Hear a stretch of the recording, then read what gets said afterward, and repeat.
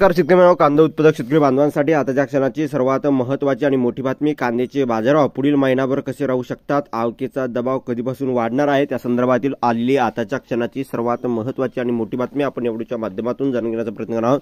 तर महाराष्ट्रातील तमाम कांदा उत्पादक शेतकरी बांधवांना एकच विनंती, व्हिडिओ शेवटपर्यंत बघा. अतिशय महत्त्वाचा व्हिडिओ जर आवडला तर नक्कीच लाईक करा. सांगा चॅनलवरती नवीन असाल तर या ठिकाणी बघितलं शेतकरी मित्रांनो, माझ्या शेतकरी या युट्यूब चॅनलला सबस्क्राईब करून दुसरा बेल आयकॉन घंटा सांगा, जेणेकरून माझ्याकडून नोटिफिकेशन तुमच्यापर्यंत पोहोचते.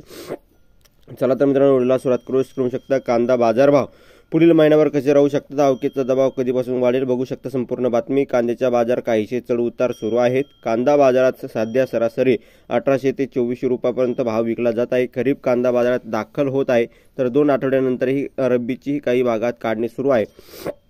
रब्बी कांद्याची आवक वाढेपर्यंत कांद्याचे भाव टिकून राहू शकतात असा अंदाज कांदा बाजारातील अभ्यासकांनी व्यक्त केला आहे.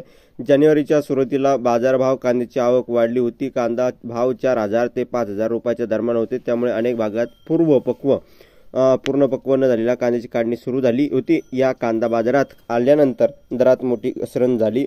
त्यानंतरही बाजारातील आवक कमी होत गेली. कांदा भावही स्थिरावले आहे.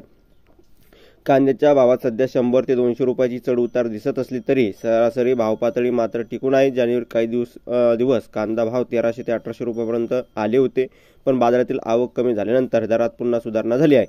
बघू शकता एकंदरीतच या ठिकाणी इतर राज्यातील आवक सध्या राज्यात महाराष्ट्र राज्य, गुजरात, मध्य प्रदेश आणि राजस्थानमधील कांदा बाजारात येत आहे.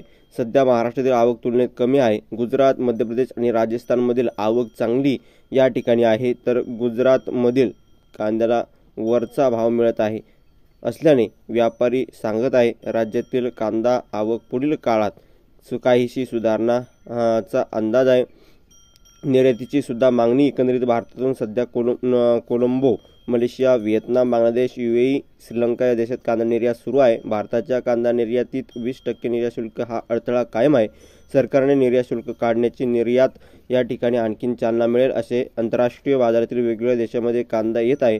भारतीय कांद्याला आजही स्पर्धा करावी लागत आहे. धन्यवाद. लाईक शेअर आणि जय महाराष्ट्र. धन्यवाद.